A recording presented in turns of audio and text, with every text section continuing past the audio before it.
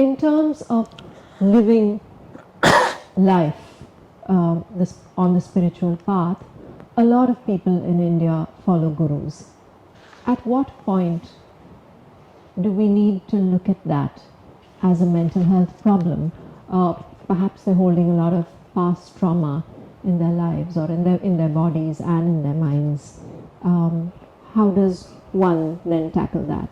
So interestingly, when I entered psychiatry training more than 2 decades ago, I think now 25 years, I met a family friend, a very eminent person actually. He asked me, "What are you doing?" And I told him that I just entered psychiatry training.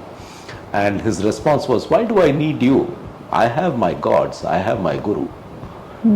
And I think the important message or takeaway there is that having access to religion, having access to a spiritual path, and having someone, the guru, guide you on that path is probably great protection for a lot of people.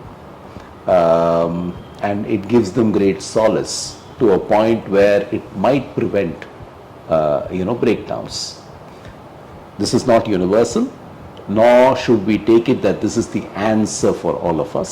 But for those who believe in these systems, and for those who have been trained to practice them, it's perhaps not unhealthy for them to involve themselves in that practice.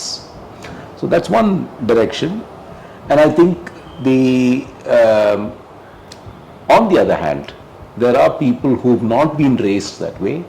There are people who disbelieve in gurus, but who may be religious or spiritual. And there are people who disbelieve in religion and spirituality in itself as well.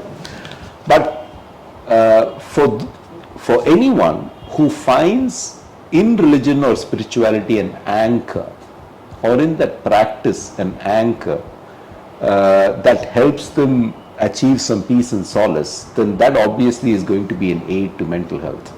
And what we do know, for example, from research on things like MBSR, mindfulness-based stress reduction practices, and using brain imaging, we do know that spiritual or spiritual religious practices of various kinds definitely bring about changes in the brain.